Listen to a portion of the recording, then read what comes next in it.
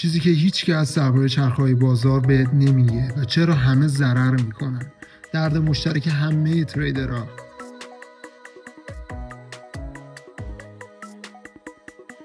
به یه ویدئوی دیگه از چنل میتو ترید خوش اومدی. من محمدم. امروز قراره درباره چرخه‌های بازار صحبت کنیم.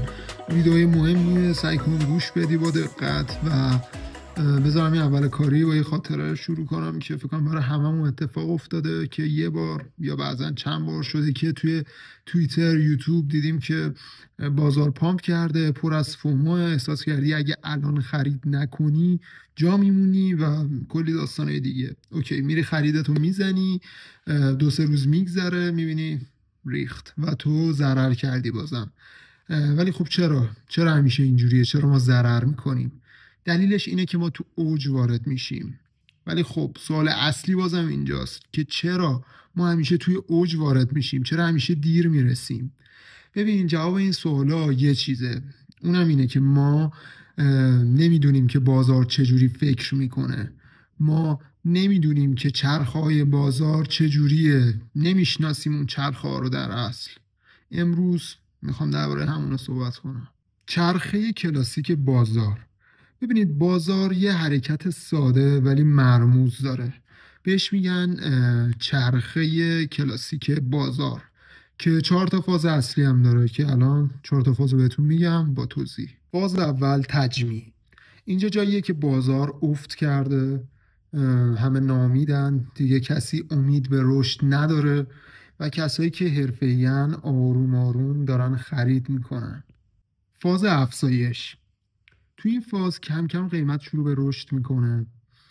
بعضیا متوجه میشن ولی هنوز کسی بهش باور نداره و در اصل میشه گفتش که یه موج آروم آهسته از رشد شروع شده.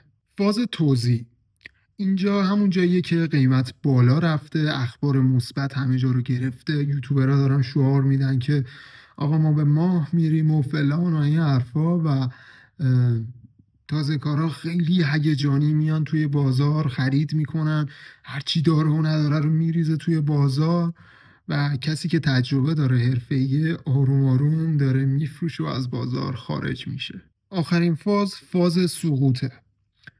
الان دیگه بازار خسته است، قیمت داره میریزه، همه ترسیدن، همه پر از وحشتن، فاد اتفاق افتاده، همه میفروشن، با ضرر میکشن بیرون و همه این اتفاق میفته و بر میگرده دوباره به فاز اول. یک چرخش کامل انجام میشه و دوباره میره سر فاز اول. فاز اول چی بود؟ تجمیع. مثالهای واقعی از این چرخه. بیایم به چرخه بازار بیت کوین توی سال 2017 و 2021 نگاه بکنیم. ببینید تو سال 2017 قیمت بیت کوین رسید به $21,000. همه تو اوج خریدن و سقوط کرد زیر $4,000. بعد دوباره توی سال 2021 این اتفاق به یه شکل و شمایل دیگه با یه قیمت دیگه اتفاق افتاد. قیمت رسید به $69,000 و بعد سقوط کرد به زیر $16,000. هر بار که این اتفاق افتاد یه چرخه کامل توی بازار بیت کوین اتفاق افتاد و همه هم تو اوج خریدن و توی سقوط فروختن. روانشناسی تریدرها توی هر فاز چجوریه؟ ببینید، این چرخه یه چرخه فقط فنی نیست، کاملا چرخه احساسیه. هر کدوم از این فازها رو من بهتون میگم که یه سری دیالوگا رد و بدل میشه، تو دهن مردم میشنویم و خیلی از دور و بری‌ها کسایی که ترید میکنن، حتی اون کسایی که حرفه‌ای نیستن تو این بازار، این جملات رو زیاد میشنویم. فاز تجمیع. چی میگن؟ میگن آقا دیگه تموم شد، کریپتو مرد، دیگه به درد نمیخوره. میدونید چرا؟ چون که احساس خوبی نداره تو اون لحظه خرید کنه، معامله بکنه. توی فاز افزایش میگن که احتمالاً اصلاح داره، بذار مطمئن شیم ببینیم چیه، چی به چیه، بعدش حرکت میزنیم. توی فاز توزیع چجوریه؟ میگن آقا گفتم این یکی فرق داره، گفتم میچسبیم به ماه، داداش من میدونم این مثلا تا $1,000,000 میکشه، من خونم رو فروختم، ماشینم رو فروختم، چرا؟ بعد که میره تو فاز سقوط شروع میکنه، آقا مالم رفت، دیگه بر نمیگرده، بدبخت شدم، مال باید زیر سر آدم باشه، نمیدونم زندگیمو دادم رفت. آشنا نیست این جمله ها رو خیلی نشنیدین واقعا؟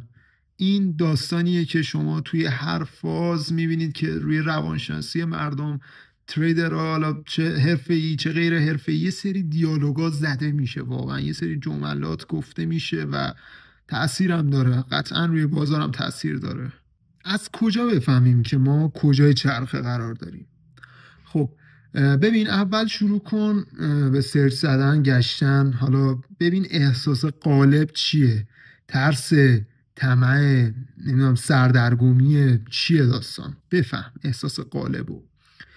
توی یکی از ویدیوها هم گفتم که میتونید از یه شاخص Fear and Greed Index استفاده کنید، بزنید، خیلی کمکتون میکنه، نشون میده که احساس غالب چیه.